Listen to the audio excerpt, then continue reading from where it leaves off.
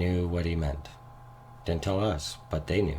Technically, he was doing some things that were way ahead of his time. Some of the what is now blue screen effects, I don't think anyone had ever done before. At that time, it was against a yellow sodium lit screen. So everything had to be very, very precise. Well, I think we could put to rest that they had the technology to fake the moon landing back then. Never did he allow a movie to have new technology or some look without it being in the service of the story. The story was everything. And those great characters. You want to be swept away in this world of fantasy, and that's what Walt always did so well. Well, they come out and tell you, you're swept away into the world of fantasy. Remember that. Well, my greatest reward, I think, is that I've been able to build this wonderful organization. I've been able to enjoy good health. And the way I feel today, I feel like I can still go on being a part of this thing after 40-some-odd years in the business. And also to have the public appreciate and accept what I've done all these years. That is a great reward. I think he's gloating that he fooled us. I think he had a little ante-room in his office, which was a pretty neat place to be doing your homework. He had cabinets full of miniatures, models, awards, citations. It was a little bit distracting. We'd try to get our homework done, but be fiddling around most of the time with the stuff at hand. Wonder what else was in that room. I don't know, it makes me wonder. And that was a fairly unique experience. It was basically like waking up in the morning and having your dream continue.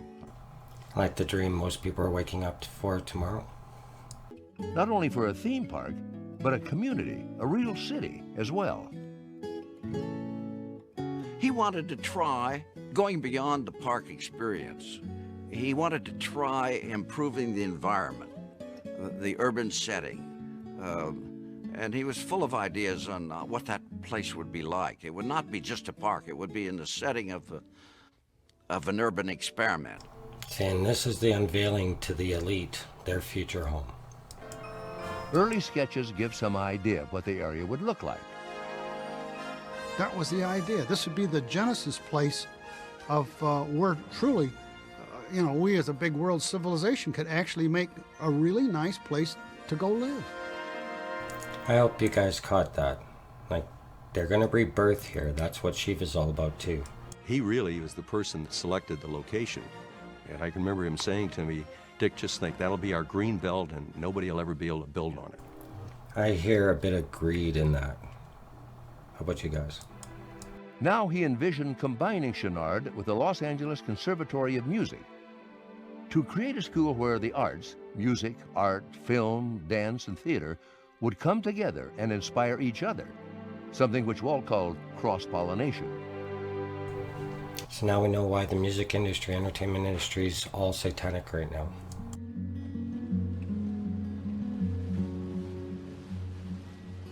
In the summer of 1966, Walt organized a vacation for the entire family. He rented a 140-foot yacht, complete with crew, for a leisurely cruise from Vancouver. Just want to mention again, when you're researching Disney, you'll see 666 come up quite a bit. When Ron and Walt found a quiet moment to talk, Walt told him he was going to focus on Epcot and Cal Arts. Walt always looked for new challenges, and Epcot was his new and fresh challenge. And he once said to me, he said, I think I need about 15 years. If I could have 15 years, I can complete this project. And at that time, he said, I'm just going to turn over the films to you people. I think you can do a good job. I have confidence in you, but I have to concentrate on Epcot. To you people. It almost sounds like Walt Disney wasn't a part of us. Wed was also busy designing a ski resort called Mineral King near Sequoia National Park. Mineral King. Remind you of any big business at all? Any? In 1965, the U.S. Forest Service accepted Disney's bid for a 30-year lease on the property. Have you ever seen any other company have so much government backing like this? And in September of 1966, Walt joined Governor Edmund G. Brown for a press conference on the project. And this was all in his last year, 1966, of his life. We hope that we can develop it in such a way that the families can come up here and have access to this great, wonderful wilderness area. Journalists who attended the event were struck by Walt's appearance. Walt looked gaunt and drawn, but no one suspected there was something far more serious ahead. Just remember, the press, they had their suspicions here a couple months before. He was going to have surgery on the back of his neck.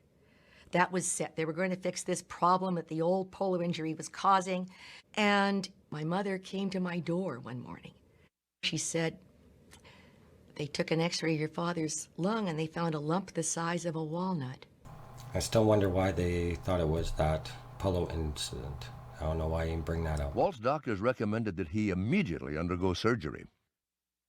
Then we turned to him and said, are you worried about going to the hospital?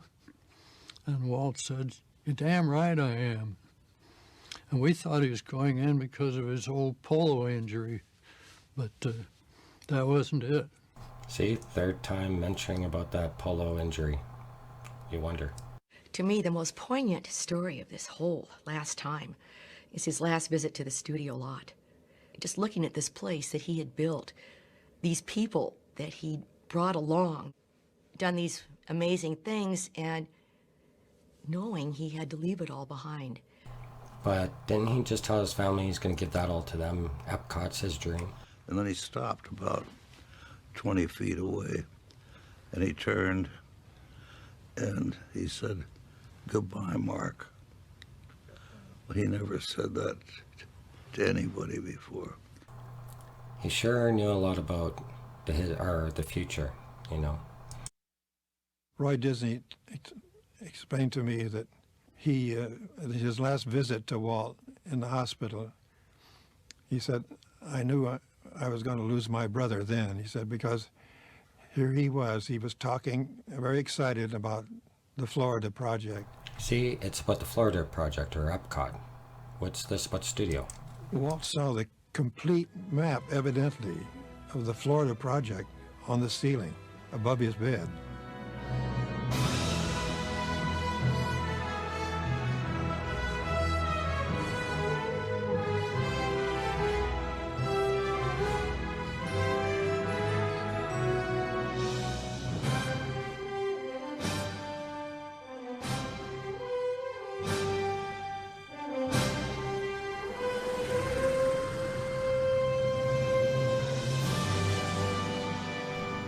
Well, welcome to tomorrow, if we let it. When we went into the room, I don't really, I mean, Dad, you know, his hands were on his chest, and he was gone, and Uncle Roy was standing at the foot of his bed, and he was massaging one of Dad's feet, just kind of caressing it, and he was talking to him, you know. And I don't know, it sounded like something like, well, kid, this is the end, I guess, you know, and that sort of thing. And I saw his love as I've never seen it before. You can tell when people are lying or describing real events. I think she was lying.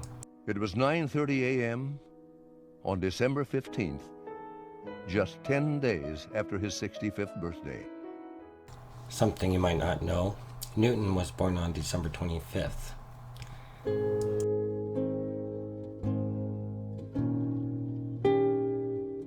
The news of his death reverberated around the world. Newspapers from New York to Paris reflected on his immense role in the shaping of 20th century entertainment. Shaping our entertainment. Shaping our world to a globe, maybe? A man that had one foot in the past because he loved the nostalgia and used it in many motion pictures and television shows to get through to the public. And one foot in the future. Like I said, they always reach to the past to prove the globe, right?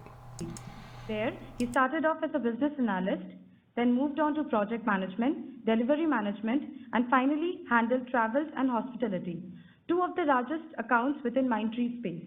Currently, he's working at ThoughtWorks as a program manager and consults organizations on agile and lean adoption. Moreover, he is currently authoring a book on ownership transfer. He is an avid blogger and has published in the Economic Times and the Times of India. Without further delay, let's welcome Mr. Vinod Sankaranayan. Okay, now pay attention. This guy's gonna freak you out. But at the same time, I'm quite proud that we were one of those earliest guinea pigs who sort of organized and got it to where it is today. He's gonna tell you some things that are gonna be really eerie.